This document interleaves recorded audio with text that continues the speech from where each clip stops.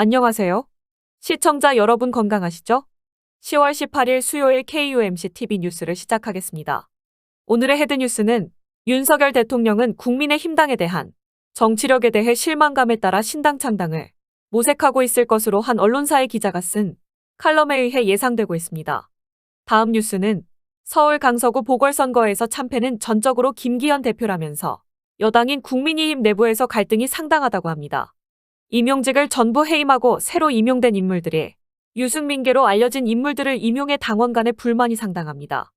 미국 대통령 조 바이든 대통령은 오늘 이스라엘 방문길에 요르단까지 방문하여 아랍계 정상들과 회담을 통해 이스라엘과 하마스 간의 무력 충돌을 논의하려고 했는데 그 모든 계획이 갑자기 취소되었습니다. 다음 뉴스 헤드라인은 미 연방하원 의장을 뽑는 선거에서 공화당 후보인 짐 조던 의원의 선출이 실패로 돌아갔습니다. 이외에도 많은 새로운 소식이 있습니다. 끝까지 시청해주시면 감사하겠습니다. 감사합니다. 서울 강서구 보궐선거에서 참패를 본 국민의힘의 김기현 대표는 일단 김기현 대표 체제를 유지하기로 당론을 정했습니다. 이에 대해 많은 우파들은 김 대표를 성토하는 반면 윤 대통령에게도 비난을 하는 국민들도 점차 많아지고 있습니다. 이러한 참패 속에서 여당의 앞날을 걱정하는 분위기 중 문화일보의 허민 기자가 그의 정치 칼럼에서 윤석열 대통령의 신당 창당에 관한 정치 칼럼에 상세하게 밝혀 국민들의 비상한 관심을 끌고 있습니다. 다보나 기자가 전해드립니다. 윤 대통령이 신당 창당을 결심한 이유에 대해 차분한 변화를 주문한 윤석열 대통령의 메시지가 김기현 2기 체제 출범에 절대적 영향을 미쳤다고 쓰고 있습니다. 김기현 2기 체제에서도 혁신과 통합, 승리의 희망이 보이지 않는다면 윤 대통령의 차분한 변화 기조는 혁명적 변화로 바뀔 것이 확실하다고 전망했습니다. 여권 선거 전략가 CC의 말을 빌어 한 번 더 기회를 부여받은 김기현 체제가 중도층 이반을 막지 못하고 내년 총선이 집권당의 무덤이 될 것이라는 판단이 서면 연말쯤엔 여권 전체가 급속한 변화의 소용돌이로 빨려 들어갈 것이라고 내다봤습니다. 이러한 보궐선거 참패 이후 여권에서 취할 두 가지 순서 중에 첫 번째 카드는 비상대책위원회 발족이라고 밝혔습니다. 허 기자는 대한민국 정치사를 살펴보면 여든, 야든 고비의 순간에는 늘 비대위가 있었다고 전제한 뒤 비대위는 당이 혁신의 길을 가겠다는 걸 보여주는 신호로 보인다는 점에서 유혹적 선택이라고 풀이했습니다. 하지만 성공 사례가 많지는 않다고 밝히고 최근 10여 년간 명멸한 비대위 가운데 자타공인의 성공 사례는 2번이라고 말한 뒤 그 시기는 2012년 1월 박근혜 비대위와 2016년 1월 김종인 비대위라고 말하면서 이 둘 다 총선을 석 달 앞둔 시점에 구성됐다고 했습니다. 또 다른 여권의 두 번째 카드는 신당 창당이라고 밝힌 뒤 여권 선거 전략가인 CC는 김대중, 김영삼, 노무현은 모두 신당 카드로 난국을 돌파해 주요 선거에서 승리했다고 말하고 있습니다. 허 기자는 여권에서 이들 사례를 연구하는 것으로 안다고 말했습니다.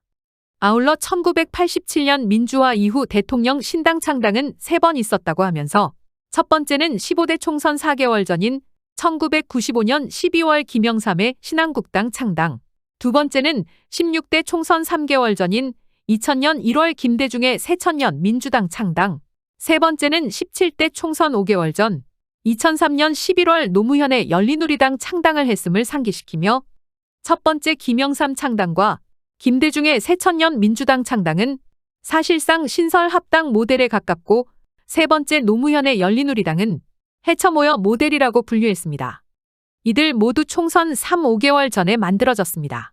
창당 이후의 모습은 김영삼 신당은 과반 획득엔 실패했지만 원내 제1당을 이뤘다고 하면서 김대중 신당은 과반 의석도 원내 1당도 해내지 못했으며 노무현당은 반탄핵 바람 덕분에 과반과 원내 1당 모두 읽었다고 창당 이후의 결과도 칼럼에 기술했습니다. 윤석열 대통령과 여권 전략가들은 이러한 창당 모델 중에서 선정하는 중에 노무현의 해처모여 신당은 당을 깨는 분열적 인상이 강했지만 김대중, 김영삼의 신설합당 모델은 혁신 통합하는 이미지를 보였다고 전하면서 여권 전략가들은 김영삼 모델을 검토 중이라고 밝혔습니다. 그러나 중요한 건 윤 대통령이 얼마나 통합과 혁신을 받아들일 준비가 돼 있느냐라고 결론을 지었습니다. 이상 KUMC TV 뉴스 다보나 기자였습니다.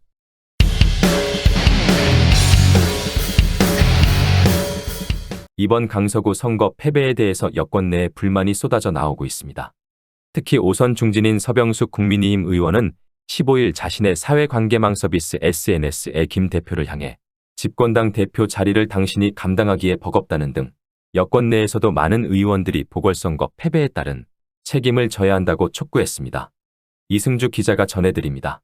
서병숙 국민의힘 의원은 이번 강서구청장 보궐선거에서 패배한 것과 관련해 누구누구를 손가락질할 것 없이 내 탓이고 우리 모두의 잘못이라며 왜 졌는지도 분명하다. 보궐선거 내내 힘있는 여당 후보 대통령과 할 라인이라는 선거 전술이 얼마나 웃음거리가 되었는지 되새겨보면 안다고 지적했습니다.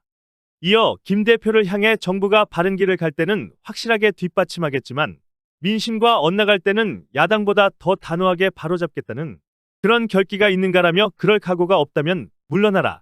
각오가 있다면 다시 시작하라고 했습니다.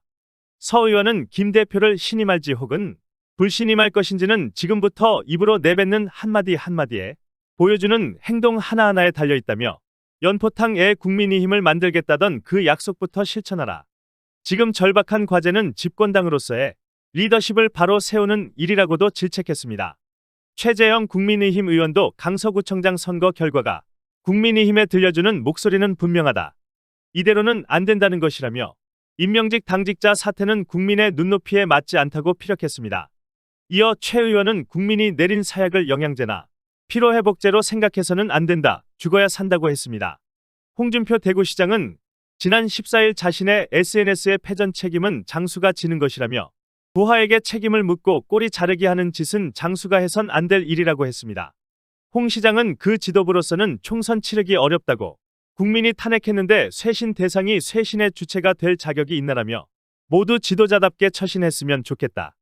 그게 당과 나라를 위한 길이라고 말했습니다. 그는 당 밖으로 눈을 돌리면 용산의 간섭 없이 독자적으로 공천하고 당을 이끌어가면서 총선을 치를 훌륭한 분들이 있다며 지금 지도부는 태생의 한계 때문에 총선 앞두고 또 도장 들고 나르셔야 할 가능성이 다분하다고 언급했습니다. 이어 정권과 나라의 운명을 좌우할 총선이라며 모두 심각하고 냉정하게 대처해야 한다. 하천항의 변화 없이는 총선이 어려울 것이라고 밝히기도 했습니다. 김영우 전 국민의힘 의원도 국민의힘은 재창당 수준의 쇄신이 필요해 보인다며 모든 사안들을 당내에서 최종적으로 누가 사인한 것인가라며 김 대표를 질타했습니다. 김 전 의원은 임명장 받고 일한 당직자들만 물러났지만 그걸 책임 정치라고 할 수 있느냐며 이번에 잘못해서 진 것이다. 청년, 중도가 등을 돌린 것이라고 일갈했습니다. 그러면서 중도 확장과 인재영입, 공정한 공천제도, 민생법안과 정책 마련, 소외계층과 안전에 대한 특단의 대책 등을 위한 신뢰받는 새로운 간판과 메뉴가 필요하다고 강조했습니다. 이상 KUMC TV뉴스 이승주였습니다. 조 바이든 미국 대통령이 이스라엘 방문길에 계획했던 요르단 방문을 사실상 취소했습니다.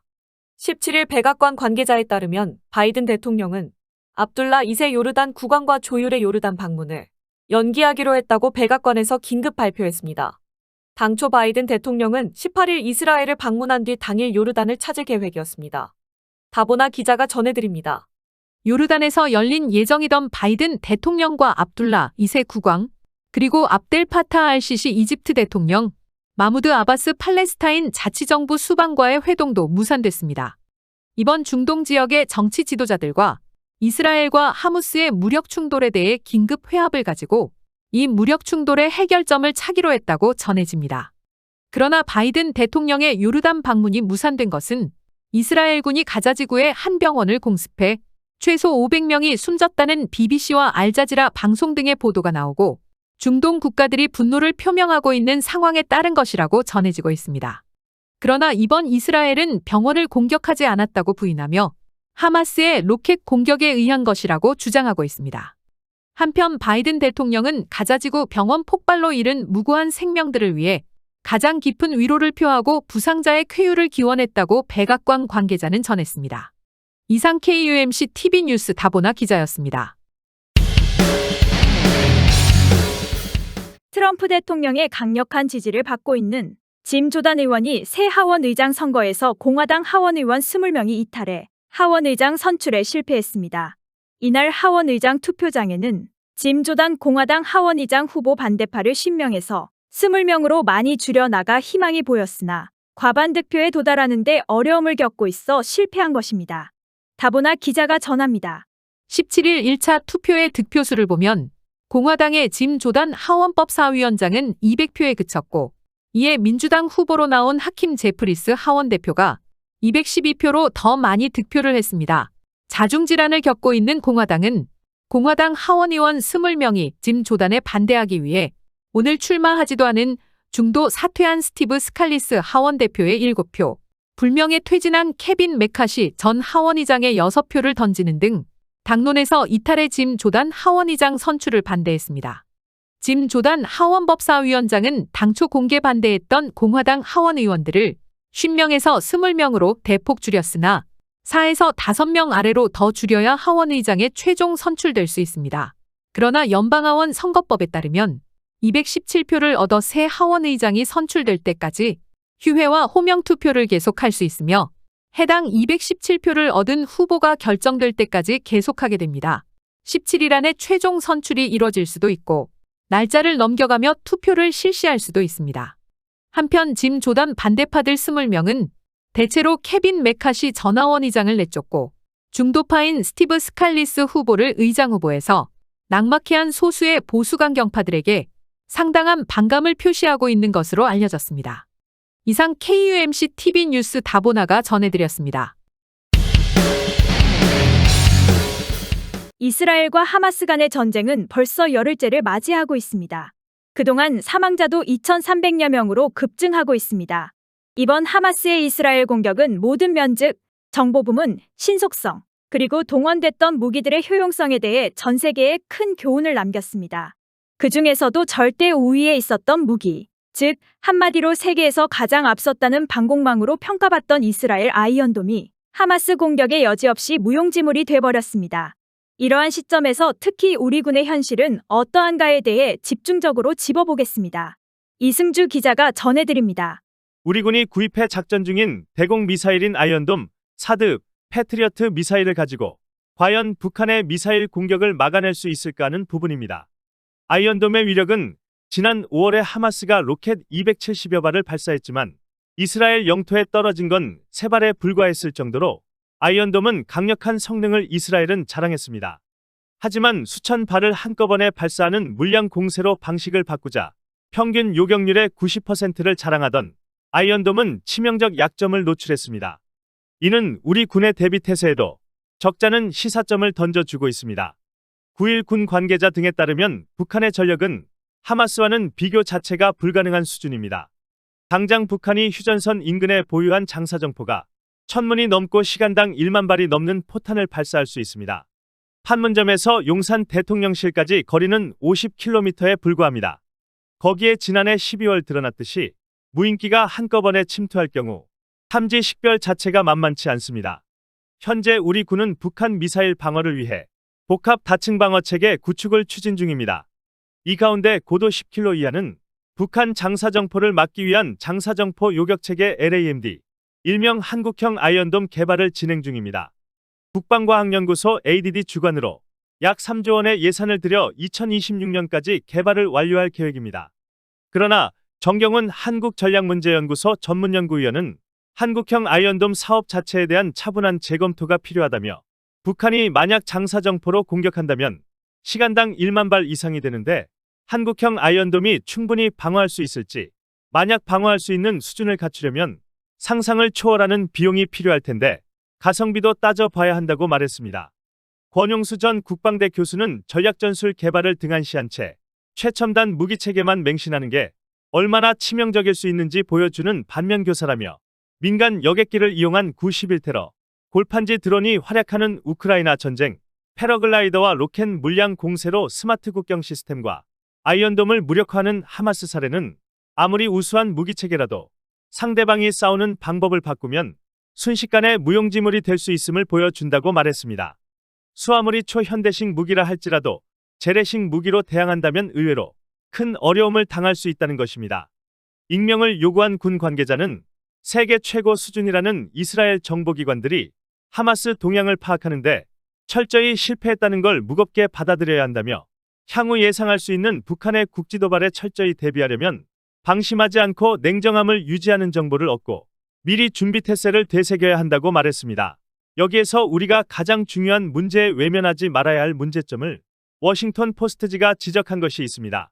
이스라엘 내 정치적 혼란도 정보기관을 취약하게 만든 요인으로 꼽히는 문제에 대해 워싱턴 포스트 WP는 모사드, 신베트 같은 이스라엘 정보기관 엘리트들은 베냐민 네타냐후 총리가 이끄는 종교적이고 극우적인 정부에 크게 반발해왔다고 전했습니다. 올 초부터 가자지구에서 이스라엘을 상대로 한 산발적인 공격이 있었고 하마스 민병대도 최근 대규모 야외 훈련을 진행해 이스라엘 정보 당국은 사전에 공격 징후를 감지할 수 있었다는 것입니다. 하지만 하마스의 공격 당시 가자지구에서 불과 5km 떨어진 곳에서 대규모 음악 축제가 열려 이곳에서만 사망자 260명이 속출하고 수십 명이 납치돼 안보 불감증을 보여줬습니다.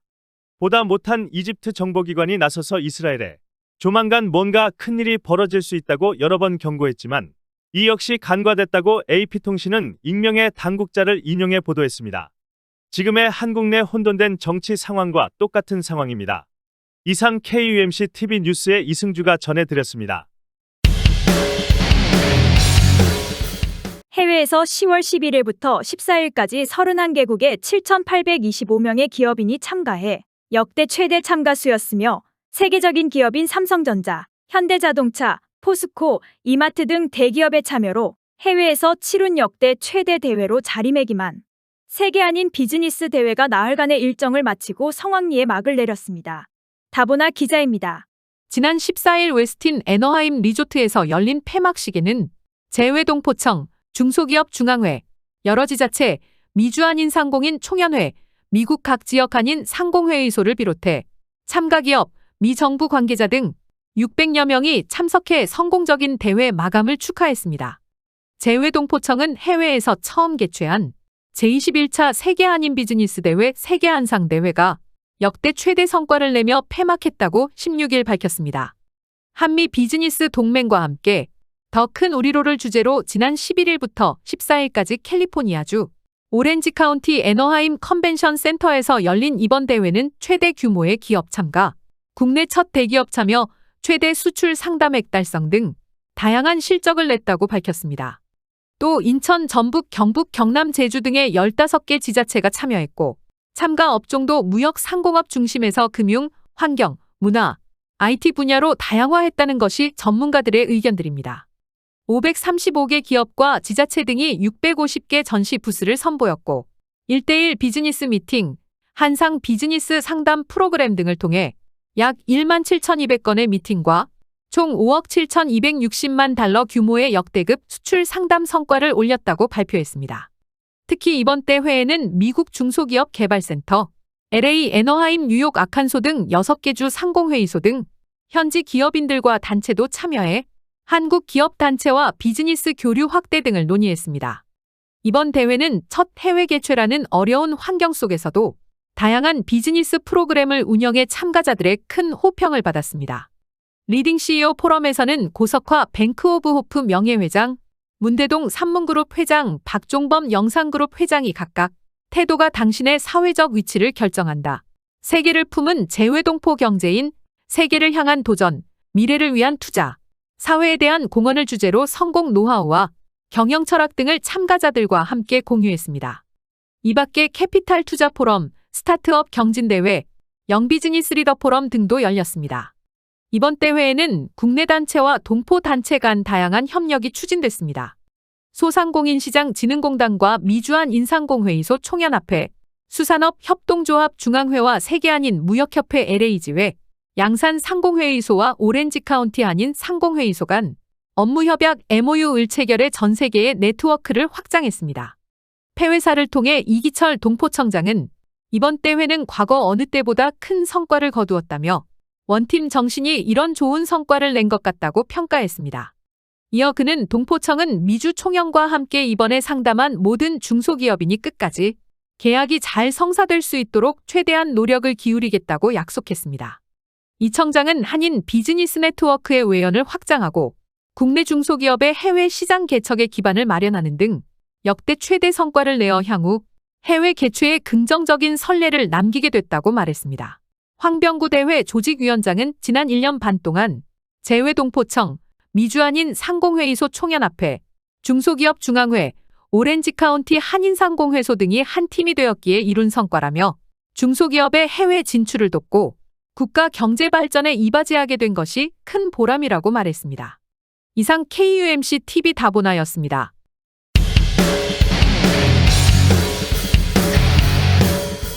(2018년) 이후 중국인을 대상으로 한 건강보험 급여 재정 수지가 4,181억 원 적자인 것으로 나타났다고 발표했습니다.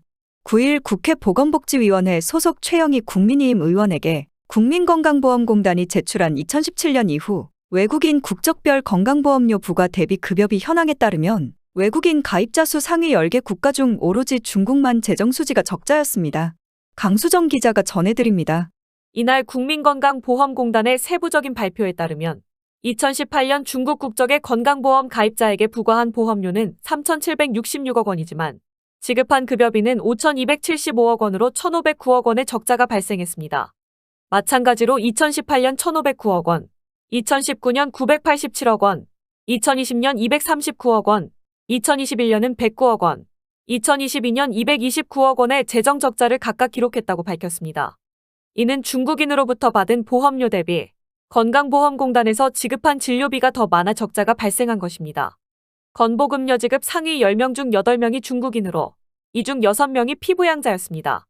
가장 많은 혜택을 누린 60대 중국인은 피부양자 자격으로 43억 9천만 원을 진료받고 약 39억 5천만 원을 건강보험공단이 부담했습니다. 심지어 건강보험 가입자 1명에 피부양자를 10명을 등록한 외국인도 있었습니다. 최 의원은 건강보험은 대한민국 국민 건강을 지키는 소중한 자산이라며 국민이 피해를 보는 외국인 건강보험 무임승차는 반드시 해결되어야 한다고 강조했습니다. 한편 2023년 5월 기준 외국인 건강보험 가입자 수는 재외국민을 제외하고 136만 4,680명으로 직장가입자 73만 4,214명, 지역가입자 63만 466명이었습니다. 앞서 국민의힘은 외국인 피부양자의 가입 기준을 강화하는 내용의 법안이 필요하다는 입장입니다. 송원석, 주호영 의원은 2021년 각각 국민건강보험법 개정안을 발의했으나 계류돼 있습니다. 외국인 피부양자로 가입할 때 지역가입자와 마찬가지로 국내 거주 6개월 이상이라는 조건을 두는 것이 골자입니다. 김기현 국민의힘 대표는 지난 6월 말 국회 교섭단체 대표연설에서 중국에 있는 우리 국민이 등록할 수 있는 건강보험 피부양자 범위에 비해 우리나라에 있는 중국인이 등록 가능한 건강보험 피부양자의 범위가 훨씬 넓다며 상호주의에 입각한 한중 관계 정립을 강조했었습니다. 이상 KUMC TV 강수정 기자였습니다. 방송법에 따라 징수하는 KBS 수신료를 사전 통지 없이 부과하면 위법하다는 대법원 판단이 나왔습니다. 9일 법조계에 따르면 대법원 일부는 정부가 한국전력공사를 상대로 낸 수신료 부과처분 취소 소송 상고심에서 원심의 원고 승소 판결을 지난달 21일 확정했습니다. 법조관계 전문 기자인 박찬 기자가 전해드립니다.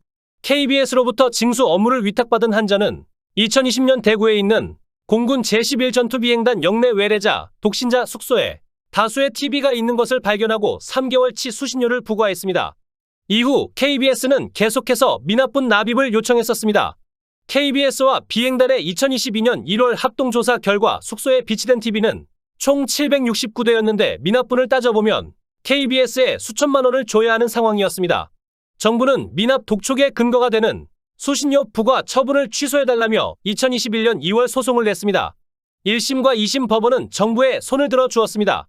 당시 2심 법원은 수신료를 부과하기 위해서는 행정절차법상 사전통지, 의견 청취, 이유 제시 절차를 이행해야 하지만 이를 이행하지 않았으므로 위법하다고 판단했습니다.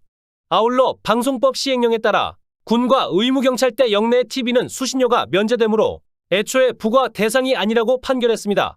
소송에 보조 참가한 KBS는 판결에 불복해 상고하면서 국가기관은 행정절차법이 적용되는 대상이 아니며 영내에 있는 TV라도 공용 목적으로 설치된 경우에만 면제 대상이라고 주장했습니다. 그러나 대법원 역시 수신료 부과 처분이 위법하다고 판결했습니다. 대법원은 행정의 공정성, 투명성 및 신뢰성 확보라는 행정절차법의 입법 취지 등을 고려해보면 행정기관의 처분에 의해 불이익을 입게 되는 국가를 일반 국민과 달리 취급할 이유가 없다고 밝혔습니다. 아울러 면제 요건을 해석함에 있어 특별한 사정이 없는 한 번 문대로 해석해야 하고 합리적 이유 없이 확장 해석하거나 유추 해석하는 것은 허용되지 않는다며 군영 내에 있는 수상기는 사용 목적과 관계없이 등록 및 납부 의무가 면제된다고 덧붙였습니다. 대법원 관계자는 국가에 대한 행정처분을 함에 있어서도 행정절차법상 규정을 준수해야 하고 이를 준수하지 않는 경우 원칙적으로 처분이 위법하다는 점을 최초로 명시적으로 설시한 판결이라고 설명했습니다. 이상 KUMC-TV 박찬희였습니다. 비만약 시장 게임 체인저로 평가받는 글루카곤 유사 펩타이드 GLP-1이 계열 치료제가 의료계를 뒤흔들고 있습니다. 일부 언론 및 제약계는 성인병 부분에서 만병통치약이라고까지 불리워지고 있습니다. 이 치료제의 특성은 몸속 인슐린 등의 대사 작용에 영향을 주는 특성을 지닌 이들 치료제의 사용 범위가 비만이나 당뇨에 그치지 않을 것으로 보여 시장 영향력이 더 확대될 것이란 평가입니다. 다보나 기자가 전해드립니다. 이 치료제를 제조하는 제약사인 노보노디스크가 만성 신장질환자 대상 플로우 임상 소식을 전했기 때문입니다. 노보노디스크 제약사는 당뇨병 환자 등에게 GLP-1 계열 당뇨약 오젬픽을 투여하는 플로우 연구를 더 이상 하지 않기로 했습니다. 약효 등을 중간 분석한 외부 데이터 모니터링 위원회 IDMC 위원들이 미리 정해둔 약효 분석 지표를 이미 달성했다고 판단하면서입니다. 오젬픽은 비만약 위고비와 같은 세마글루타이드 성분의 당뇨약입니다. 2형 당뇨병과 만성 신장질환을 앓는 환자는 미국과 유럽에서만 1,360만 명에 이르고 있습니다. 미국 경제주간지 배런스는 오젬픽이 다양한 산업을 위협하고 있다고 분석했습니다. 오젬픽과 위고비 성분인 세마글루타이드는 GLP-1 호르몬을 모방해 췌장에서 인슐린이 나오도록 유도합니다. 이런 원리로 식욕을 억제해 비만 치료 효과도 입증했습니다. 위고비는 주 1회 집에서 맞는 주사제입니다.